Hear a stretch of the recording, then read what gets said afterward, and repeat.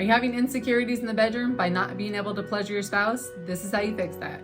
So much actually plays into this, but oftentimes we hear from people, it's like, man, I'm really kind of brokenhearted. Like, I love my spouse, but honestly, I'm not able to get her to finish and get her to that point, and it really breaks my heart. And what happens is, it's a kind of a double-edged sword, because you're losing your masculinity, you're losing your insecurity and all of that. And to be able to fix that, you kind of need to tell your spouse that I'm struggling in this area and that it's bothering me. And how do I, help you with this issue or help get you there? How can I do that? But by doing that, it's really hard, because you got to take even more of your confidence and sit on the table and tell her about that. But we don't want to have to do that at times, because we want to feel like we're the man, we're in control, we're always strong and all of that, which is great. But the way you get to that level of constantly being that way is also by being vulnerable and emotional at times. Oftentimes we hear from people, and maybe it's because their past hasn't been as robust as maybe their partners have, right? Definitely.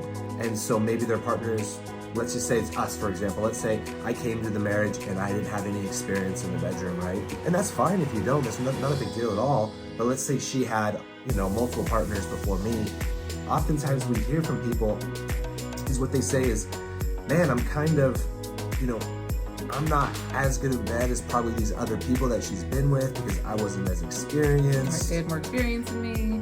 And then we start playing these scenarios through our head of like, they're probably better than I was, they probably got her to orgasm way more.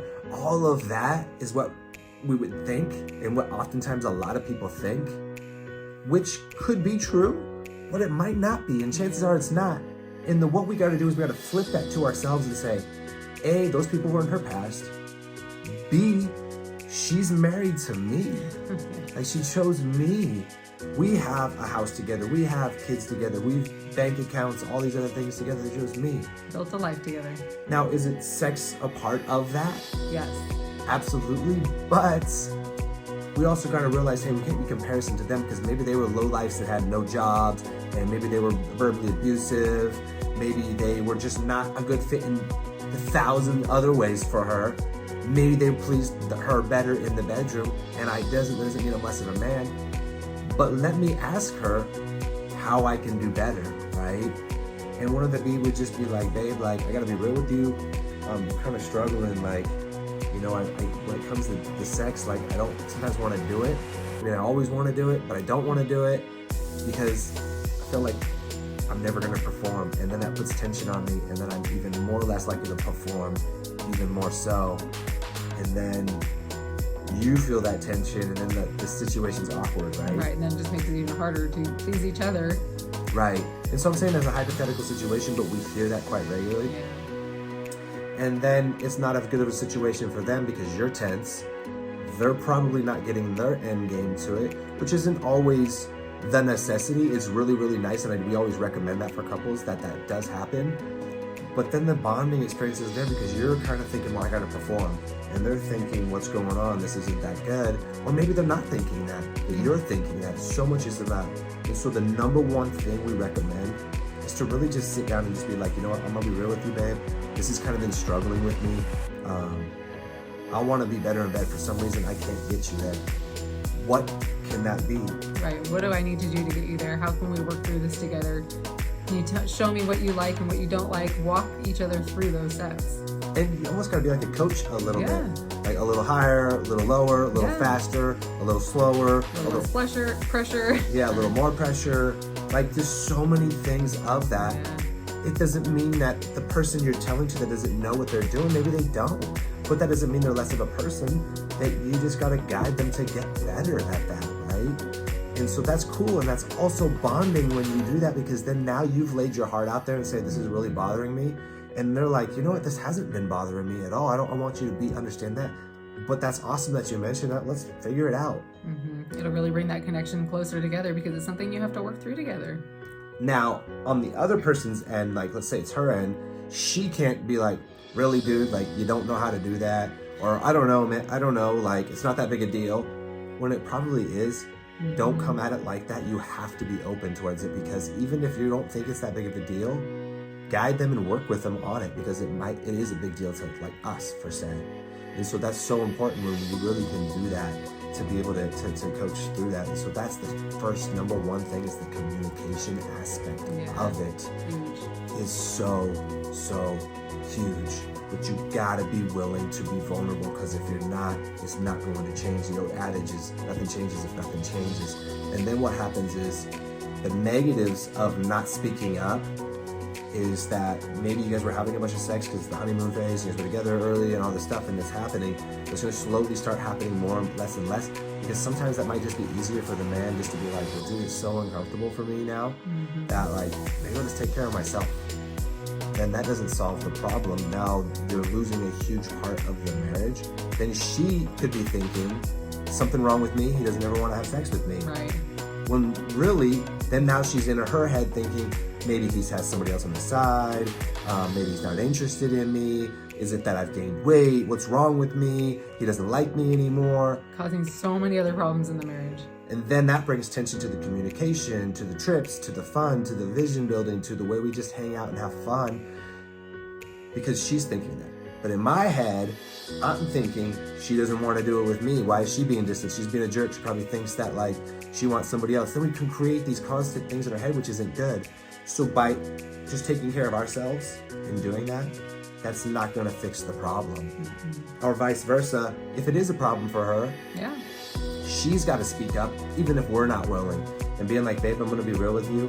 Like, I love making love with you. But I'll be real, I'm having a really hard time climaxing. Like, don't take this the wrong way.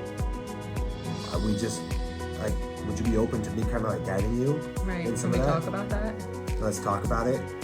And if that's on our end, we can't be like, really? Like, come on, like, what do you want me to do? Like, take a class? Like, somebody, and that's an ego thing that sometimes we'll say, even though we know we need the help, because we don't want to see less of a man.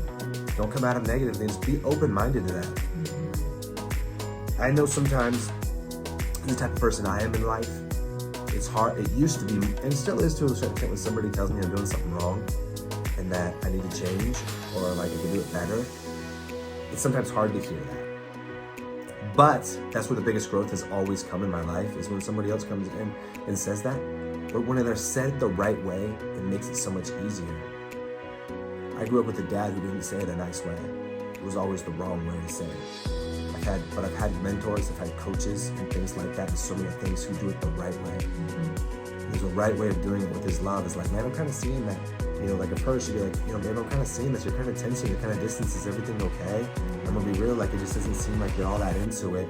You know, I feel like we need to really work on things here and put it better, because it's just gonna bond better, and I know we can get so much closer, and just do it a loving way, but not in an argument. Like if you're arguing, you'll be like, you're terrible in that. Like, we need to work on things. Not a good time. The best time to fix anything is not when we're arguing, it's in a good time. Yeah. And that's not it. And a lot of people don't like to discuss things when it's a good time, because they don't want to ever turn it to a bad time. You just gotta be open-minded and open heart on things. So that's one of the biggest ways, is just communicating through it and then show it. Because not all women's bodies are identical to every woman. It's not like every woman can get off By doing X, Y, and Z. Yeah, it's gonna be different. Some women's bodies, after they have kids, change and they can no longer get off a certain way, right? And that's just the truth. And so you both have to change your game plan during that and work with that. And when you guys are really open in communication to that, it's crazy when you can talk about anything crazily sexually and talk about do this. It's crazy, because it's, even though they're your best friend, you've had kids with them, you've seen each other naked, it's arguably the hardest thing for a lot of couples to talk about. But when you can do that, then you can talk about so many other things better. So that's what our recommendation is. Talk about that in the bedroom, and then you can talk about so many other things, and it's just gonna make other things better. Versus the same thing when you can talk about other things outside of the bedroom, intimacy stuff, then you'll be able to talk about the intimacy as well. It all correlates together.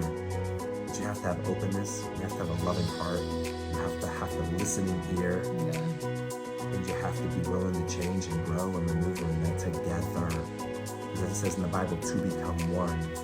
And when that happens, you literally can have an amazing love life we've heard it say before, we've been together for 23 years and married for 16, and we're still about 3 to 4 times a week because we've been able to grow in so many different areas. And so it's a thought process on this.